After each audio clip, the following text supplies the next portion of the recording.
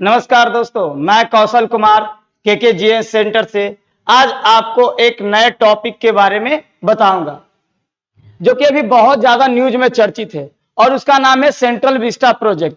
अब ये प्रोजेक्ट चर्चा में क्यों आया? दो व्यक्ति, एक सोहेल हाशमी, ठीक है, और एक है अन्या मल्होत्रा, इनके द्वारा जनहित याचिका पीआईएल दाखिल किया गया है दिल्ली हाई कोर्ट में कि सेंट्रल विस्टा प्रोजेक्ट को रोक दिया जाए इस कोरोना काल में।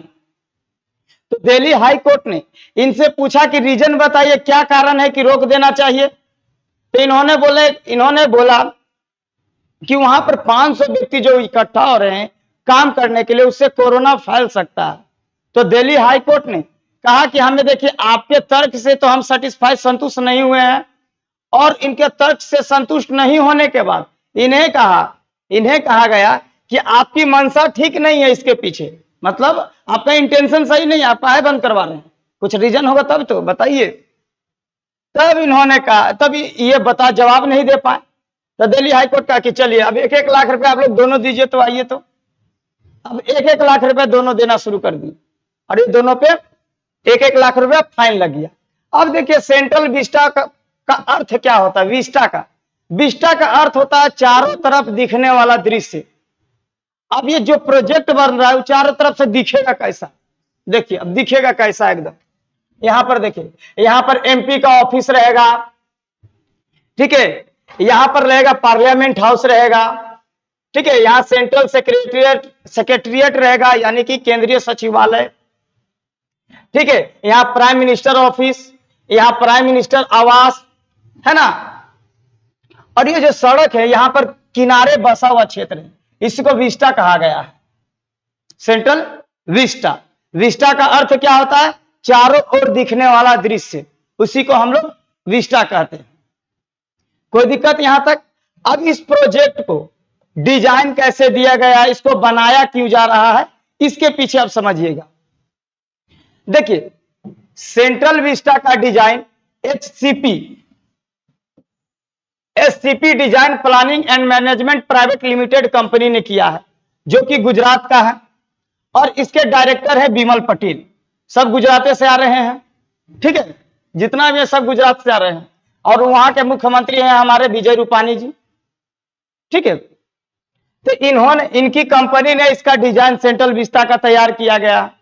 अब इसका क्या जरूरत पड़ गया कि इसको बनाया जा रहा है, इसके बारे में हम लोग समझेंगे। तो देखिए, 1911 में आप सुने होंगे या हिस्ट्री में पढ़े होंगे कि जॉर्ज पंचम, ठीक है, जॉर्ज पंचम जो भारत आए थे, और उन्होंने भारत आने के बाद दिल्ली को कलकत्ता से अपना जो भारत का कैपिटल है दिल्ली स्थानांतरित कर दिए थे, ट्रांसफर कर दिए थे, ठीक है। और उसके बाद भारत में जहां पर अभी हमारे राष्ट्रपति रहते हैं, वहां पर वायसरॉय का हाउस होता था, ठीक है, वायसरॉय का, और उसी में रहने लगे, और जो उनका दिया हुआ आवास था उसी को हम लोग अभी उसी में रह रहे हैं। और इसका बनाया गया 100 साल से ऊपर हो गया है। अब 100 साल बनाने के बाद बिल्डिंग जर्जर हो गया है। तो माननीय मोदी जी के द्वारा और हाउसिंग अर्बन मिनिस्टर के द्वारा, ठीक है, हरदीप सिंह पुरी जी के द्वारा कहा गया ना कि देखिए अब ये गिर उड़ जाएगा तो फिर कोई आदमी चला जाएगा, समझ ही रहे हैं। तो हम लोग क्यों रिस्क ले सकते हैं, और इसको क्यों नहीं हम लोग रिकंस्ट्रक्शन करें। तो उन्होंने पहले पार्लियामेंट को 2022 तक बनाने का टारगेट लिया है, 2022 तक, कि हम इसको एक नया रूप दे देंगे, ठीक है, इसको नया रूप दे देंगे। और उसके बाद क्या किया जाएगा, पूरा सेंट्रल विस्टा, ये देख रहे हैं आप लोग, MP house, MP office, prime minister office, ये सभी का निर्माण कर दिया जाएगा 2024 तक। अब इस पे तो बहुत ज्यादा विवाद हुआ है कि हमारे पास अभी पार्लियामेंट है, उसको रहने दीजिए, ठीक है। तो इस पे बहुत सारा लॉजिक दिया जा रहा है, इसको बनाने के पीछे कहा जा रहा है इनके द्वारा कि देखिए, जो अभी हमारा है वहां पर अगर मान के चलिए ऑफिस एक यहां पर है, जैसे देखिएगा जो हमारा अभी वर्तमान में है,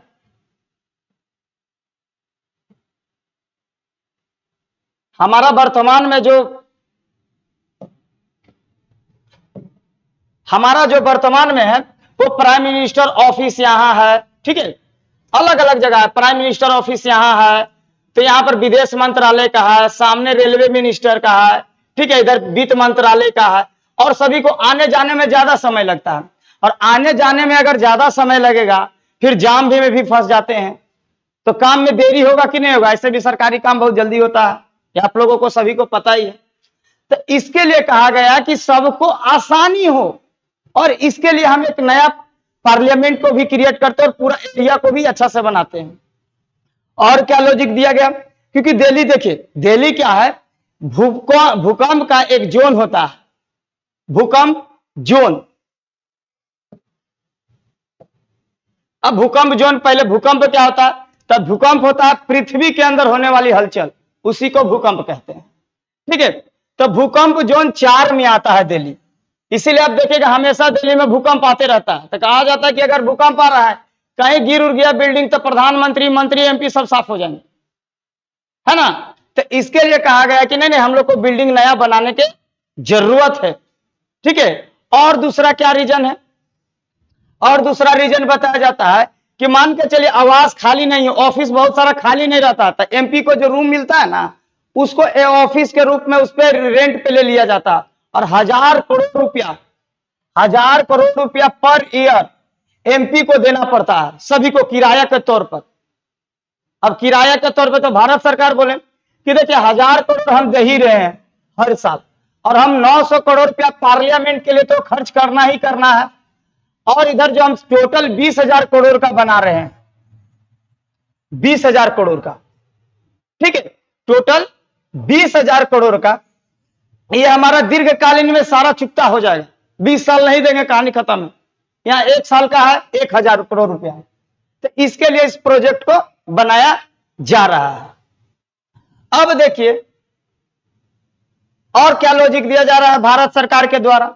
भारत सरकार द्वारा कहा जा रहा है कि 2012 में हमारे जो उस समय की लोकसभा स्पीकर थी मीरा कुमार, इन्होंने भी कहा था कि पार्लियामेंट की जर्जर स्थिति है, मतलब कब वो गिर जाएगा, ठीक है, उसको फिर से रिकंस्ट्रक्शन करने का जरूरत है, इन्होंने भी कहा था। फिर जयराम रमेश, ये यूपीए कार्यकाल में 2009 से 14 तक केंद्रीय मंत्री रहे हैं यूपीए 2 में, और इन्होंने भी कहा कि पार्लियामेंट को फिर से बनाना चाहिए, ठीक है, क्योंकि पार्लियामेंट के बहुत सारे जो ऑफिस है वो जर्जर स्थिति में हो गए हैं, और ऑफिस जो है कंजेस्टेड है, जगह है नहीं, अब कौन पूछने जाएगा, जगह है नहीं। लेकिन अब ये तो रहा भारत सरकार का तर्क। अब देखिए इसे न बनाने देने के लिए बहुत सारे व्यक्तियों द्वारा जो तर्क दिया जा रहा है वो क्या है कि पहला, इससे पेड़ पौधों की कटाई होगी, पेड़ का कटाई होगा, जिससे क्या होगा, ऐसे ही दिल्ली में ऑक्सीजन का कमी है, पोल्यूशन पूरा है और ही एकदम हो जाएगा। देखिएगा दिल्ली से जो आदमी जाता है पूरा पीयर होके आता है एकदम, है ना, तो वहां पर पोल्यूशन इतना है, वहां समझिएगा, तो पोल्यूशन बढ़ जाएगा। फिर जो हमारा जो है यहां पर जो दिल्ली में पैसा अभी खर्च हो रहा है, सबसे बड़ा लॉजिक दिया जा रहा है कि 20,000 करोड़ रुपया अगर अभी खर्च हो रहा है, अभी कोरोना काल में बहुत बड़ा अमाउंट है, अब 3,000 करोड़ रुपया मात्र वैक्सीन के लिए दे रहे हैं, 3,000 करोड़ रुपया, अब 20,000 करोड़ प्रोजेक्ट में खर्च कर रहे हैं, बताइए 130 करोड़ के लिए 3,000 करोड़, ठीक है, और आप बताइए 20,000 करोड़ रुपया खर्चा कर रहे हैं पार्लियामेंट के लिए, तो यह भी विवाद का एक कारण बना हुआ है, ठीक है, कोई दिक्कत यहां तक। चलिए अब देखिए, अब हम आप लोगों को बताते हैं, देखिए कंस्ट्रक्शन का तो काम शुरू हो गया है, और देखिए इसको बनाना जरूरी क्यों है, अब हम लोग इसको प्रैक्टिकल लाइफ में व्यवहारिक सोचते हैं। देखिए जो हमारा अभी पार्लियामेंट में टोटल मेंबर है 543 इलेक्टेड मेंबर है, 543 इलेक्टेड मेंबर है लोकसभा में, और राज्यसभा में 233 इलेक्टेड मेंबर है और 12 नॉमिनेटेड मनोनीत मेंबर है, यानी 245 टोटल है। अब पहले लोकसभा में 2 एंग्लो इंडियन के सदस्य को मनोनीत किया जाता था, लेकिन वर्तमान में नहीं करता। अब समझिए, अगर मान के चलिए हम लोग जो अभी चुनाव करते हैं 1971 के जनगणना के आधार पर करते हैं, और 2026 तक बोला गया था कि ना 1971 का जनगणना के आधार पर ही 1971 के जनगणना के आधार पर ही चुनाव होगा। अब देखिए क्या हुआ यहाँ पर, अब पॉपुलेशन तो पूरा बढ़ गया है। अब जो क्षेत्र में मान के चले जो झारखंड का पहले पॉपुलेशन था वो अभी नहीं ना है, बढ़ गया है। और जो राज्य का जैसे केरल का था, केरल का देखिएगा 6 बढ़ा है और वहां जनसंख्या में गिरावट आई है। ठीक है, वहां महिलाओं का लिंगानुपात बढ़ा है, महिला का पुरुष की अपेक्षा लड़कों की अपेक्षा लड़कियों का जन्म ज्यादा हुआ है। ठीक है, और केरल में क्या हुआ, वहां जनसंख्या दर में वृद्धि में कमी आया है और बाकी भारत में तो वृद्धि हुआ।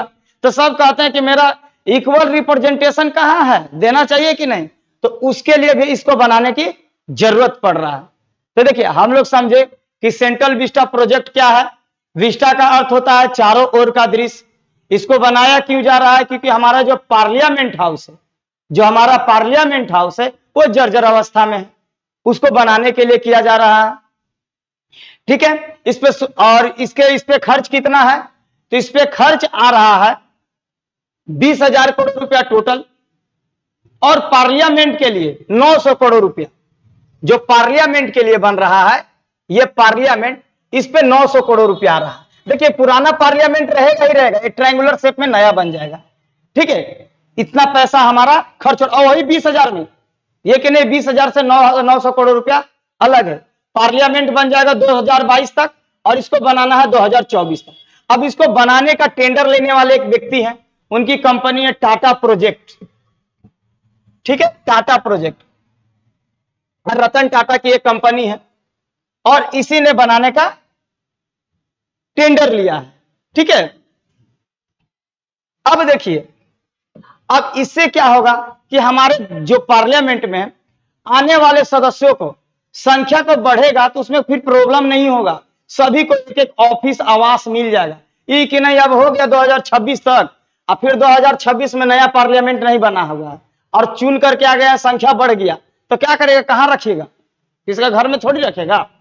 ठीक है, इसीलिए पार्लियामेंट को बनाया जा रहा है। ठीक है, आप लोगों को वीडियो कैसा लगेगा इस पे जरूर कमेंट करिएगा। ठीक है, चलिए धन्यवाद।